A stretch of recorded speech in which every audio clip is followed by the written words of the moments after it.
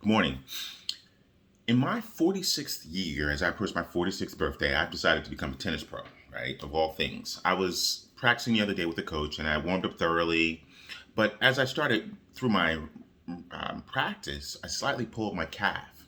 It was pretty early in my session with my coach, but so, having athletic history, been active most of my years, I figured, okay, let me stretch it out, walk it off, and, I can bite down and push right through it, which is what I did, kept going.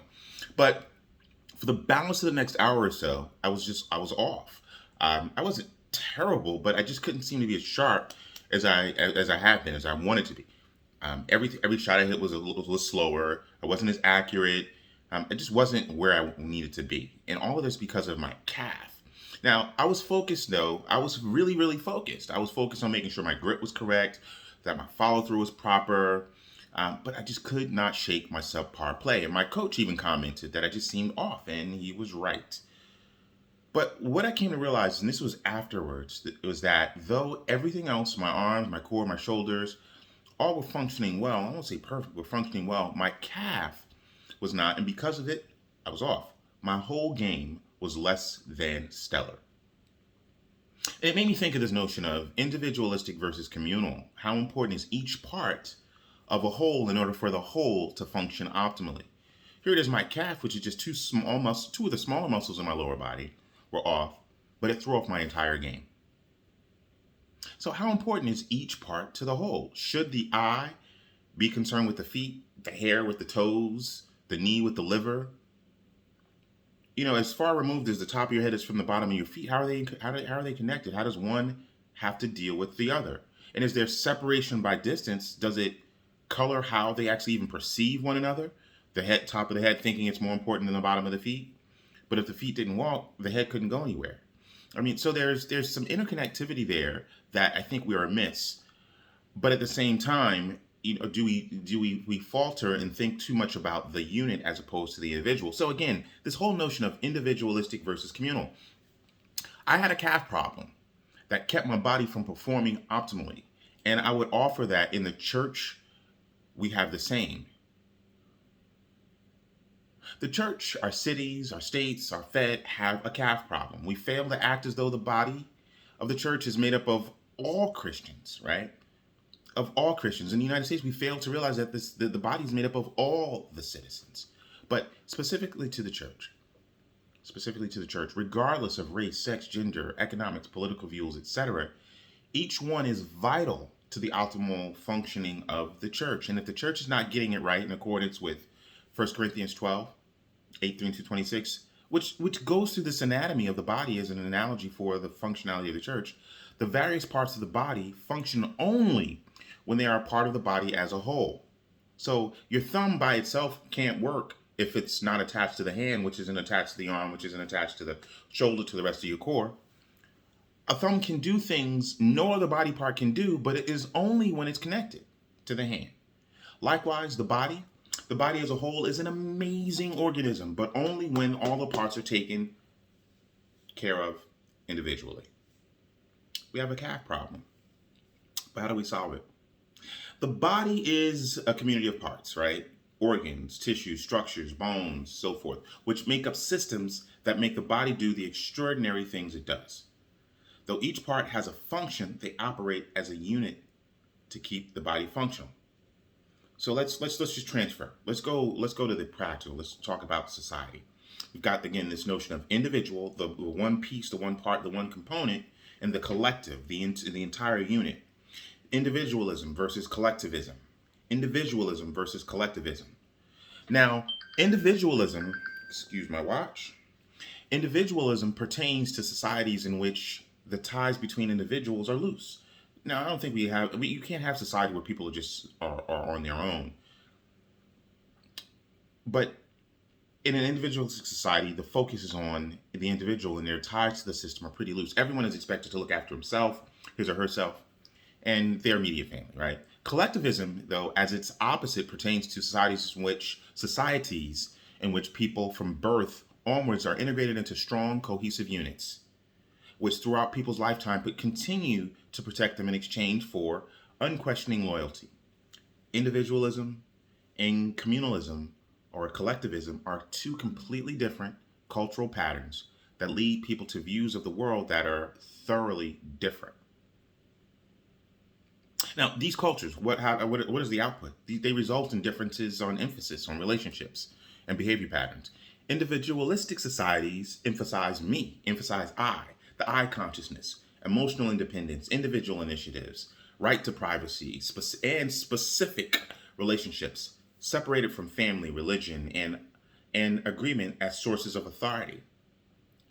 Duty and moral example. Individualists seek to work out their own form of action by autonomously pursuing happiness and satisfying their own wants. It's about me, it's about them. And when I say this, I'm not casting judgment. This is just a descriptor of an individualistic mentality, individualistic society. Unlike individualistic societies, communal societies stress the W. The we consciousness, communal identity, emotional dependence, group minded friendships, group decision making, and particularism. Group cohesion and conformity dominate the family structure. Therefore, the needs and goals of people are often sacrificed for obtaining or attaining the community's interests, the community's goals. Now, a lot of this material I've taken from a quadrille of books, and this is an original thought, obviously, and Harry Triandis, who has done extensive studies on two patterns of culture, which articulates the differences pretty straight out. And he states, in communal societies, emphasis is on one, the views, the needs, and the goals of the in-group rather than those of oneself. Social norms and duty defined by the in-group rather than one's pleasures. Beliefs shared by the in-group rather than on behalf of the beliefs shared by the in-group rather than on beliefs that distinguish oneself from the in-group, and great readiness to cooperate with the in-group. That's the communal. The individualistic, one's views, needs, goals, and those of others, over those of others. Pleasure, fun, personal enjoyment rather than social norms or duty as defined by others. One's beliefs as unique and maximizing one's own outcomes. Communalists view themselves primarily as a part of a whole, and this is actually reflected in some of the languages of societies. Actually, in Chinese languages, even the word for person connotes two people leaning against one another, and the symbol sort of looks like an inverted Y. In general, individualistic cultural patterns are found throughout most of northern and western regions of Europe and North America. Surprise, surprise, right? Very, very self-driven, very individually rewarded. However, communal cultural patterns are prevalent in Asia, Africa, Latin America, and the Pacific. These cultural differences result in different emphases on relationships as well as behavior patterns. Individualistic societies again emphasize I. Communal societies emphasize we. So I've kind of beat this down, but I want to make sure we're really clear here. Now, how do they deal with conflict? When conflict exists, when the group and the individual, communalists are expected to choose the goals of the group for the sake of its harmony, even sacrificing personal views, personal lives. Since a communalist's personhood is only defined in relationship with that of others, it is important for communalists to maintain good relationships with in-group members. Even if it's from a self-serving perspective, it is not in their best interest to do so. As long as communalists consistently show loyalty to the group will ensure support and security for the person. However, a healthy adult in an individualistic culture describes as an autonomous, competitive, independent, achievement, and freedom-oriented individual. So autonomy, separation, and independence are emphasized as positive characteristics. In sum, the person in an individualistic culture is defined as a part, separate from his or her specific collective in context. So where's the rubber meet the road here? I think it's pretty clear, pretty evident. I think it's just to compare and contrast some things, and I'll delve into more in coming weeks. But I just wanted to kind of lay this question out. A pretty clear example of the difference in individualistic versus communal is, even looking within American churches. And I speak specific to American because even in our churches, there's a diaspora of opinion, diaspora of theologies, diaspora of practices. In San Francisco, in one city, you've got a number of different churches, and this is a pretty good example. So just follow me for a moment. A group of people who belong to a Christ Care group at a United Methodist Church in suburban San Francisco named the most representative feature of their small group. And all of them said that the group is their weekly therapy session. One female member said, "I'm a successful lawyer, but the success comes with a hard and stressful work. The Christ Care provides me a calm and non-competitive space that I don't find at work and home. I don't know how I can survive without this weekly therapy group meeting. These people know me and understand my hectic work and home life. Through prayer with them and doing a Bible study here every week, I gain encouragement and deep faith."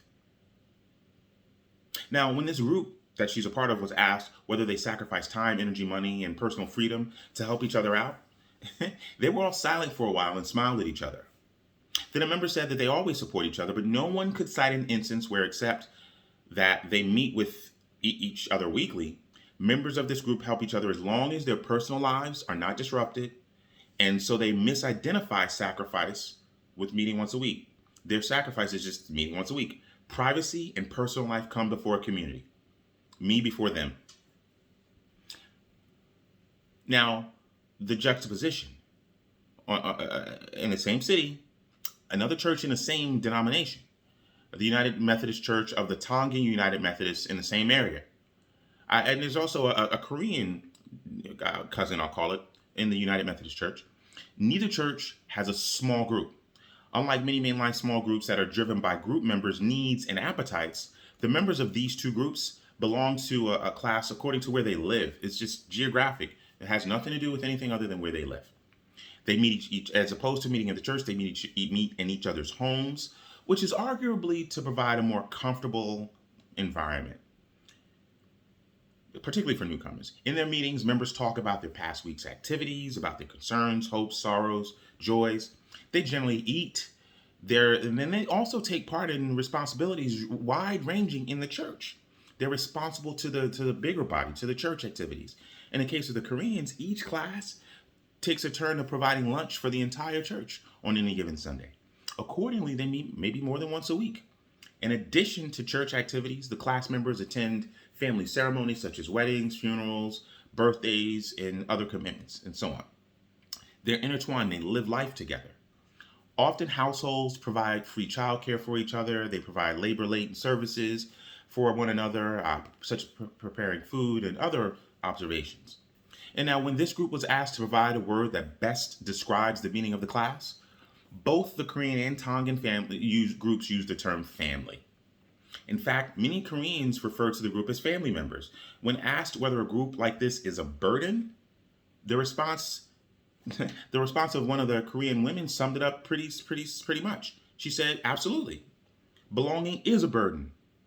Once in a while, it feels like too much. But that is what family's about. We do it because we are family." Ironically, though, from the standpoint of a communal identity, the group is community only because it says so. There was no merging of egos incident to a larger purpose. Since communal cultures require individuals to define themselves as part of the community, especially as members of a family, and thus to subordinate their personal goals to those of the community, they may at times hinder development of one's own individuality and personhood. Moreover, the values of harmony and community that many communal societies emphasize are based on hierarchical views of the person. The hierarchy of superior and inferior maintains an orderliness and harmony of power.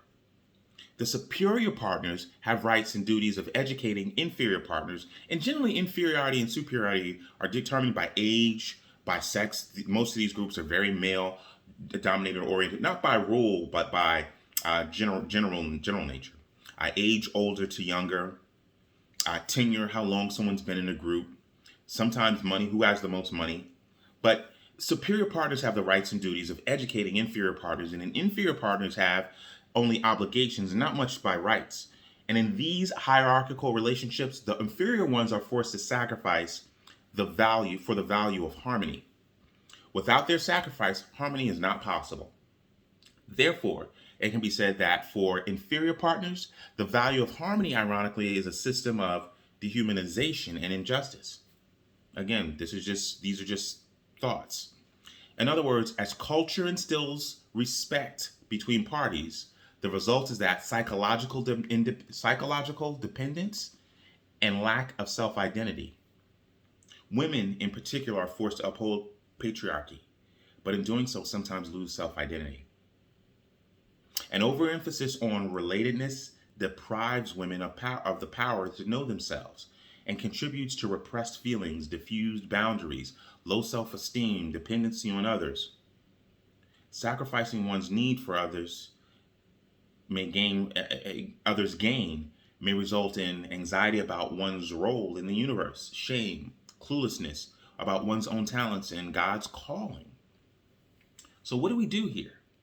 What are we supposed to be? Are we supposed to be more individualistic, where it's just about me, me, me, me, which is a pursuit of personal joy, but many times to the detriment of the entire body?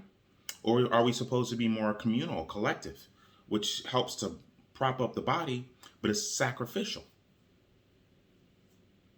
We'll explore this more over the next week or two and talk about things such as perception and interconnectedness. But what does the scripture say? What did the scripture say? I mean, we have examples of people and we have examples of community. The term people of God is pretty prevalent, I would say, right? The people of God affirms human nature as communal, as a matter of fact. We are to be communal, but each individual has a role. 1 John 4:7-12 basically states, do not neglect to do good and to share what you have, for such sacrifices are pleasing to God. Community is a part of God's design. Love for others demonstrates our love for God in a very tangible, palpable, clear way. It's a very clear way of showing our love. But Jesus also tells us a story in Luke 19 that illustrates the responsibility of each person. Each person has responsibility to properly steward the thing that God blesses us with. The servants were held individually accountable, not judged as a group. We have a personal, individual relationship with God and are a part of his larger family. We serve and worship God both individually and communally, collectively. Paul tells us in 1 Corinthians 12, he uses the analogy of the anatomy. The various parts of the body function only when they are part of the whole. A thumb can't do what it does unless it's attached to the body. So I want to leave you this week with just that question. Individualism, collectivism. Is the problem that we are too individualistic? Do we need to be more communal? And if so, how much more so? And one thing I always offer or interject is, do we have to fall for this notion that it's one or the other? Can it be a happy medium? What keeps us from doing such? That's the million-dollar question. Do not fall for the trap of thinking that one has to pick one side on everything and that everything is black or white. Are there ways to be effectively individualistic, to be effective individuals, but also to be effective, beneficial members of the community?